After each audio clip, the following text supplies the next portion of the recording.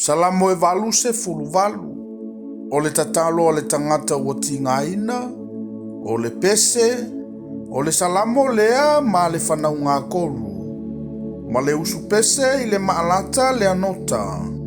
O le salamo e awa oa ia he mana le sa e sera. Yehova e le atua o lo ua la tanga. Ua o walanga atu i luma i le ao ma le po. Ia o atu i luma la utatalo. Ia liliu mai o fofonga i la uwala au. Awa ua tumu lava lo ua nganga i mea e tinga ai. Ua toe lava ina o o i le tuunga mau. Ua tau whaatasi ina au mai ua ifo i le lua. E tusa au ma le tangata i le ai sona malosi. Ua saoloto au whaatasi mai ua oti. E pei o e ua fasia. Ua tatitia i le tuunga mau. O e ua le toe manatua e oe. O i lato foi ua whaatea e se ina malo a au.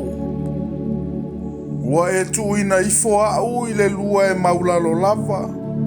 O mea bongi sa, o mea loloto lava. Ua mamawhalo utoa sa i lunga i ante au. O au ngalu uma ua e whaatinga ina i au. Ua e ave mamau i ante au e na mātou masani.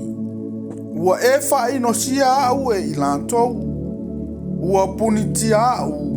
O te le mawhai o na urufafo. Ua toto o mata o na ole puapuanga. Yehova e. Ua ouwala au antu i ante oe i aso uma. Ua ou whaalolo atu o ulima i ante oe. E te whaia e awa venga i e uoti.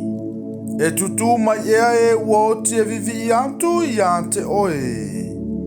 E ta ua e alo ua lofa i le tuunga mau. Pe ta ua lo wha maoni i le mea e malai ai. E iloa e alo vavenga i le pouliuli. Malawa mio tonu i le nuu e ngalo ai mea. Au, Yehova e. Na o walanga atu i ante oe. E to mua fo ila utatalo i ante oe i le tai au. Yehova e. Se ale mea ua e la fua i mai ai i ante au. Se ale mea e te liliu e se ai o fofonga i ante au. Ua puapua ngati alava au. Ma ua toi ina oti talu ina o taule lea. Ua mafatia lava au iau mea e matawai. Ua ou fe memeai.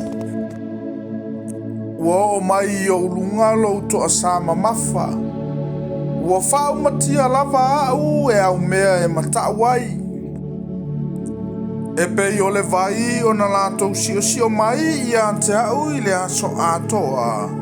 Latou te pui fatasi mai i ante au. O le uo ma le au mea ua e ave mamao i ante au.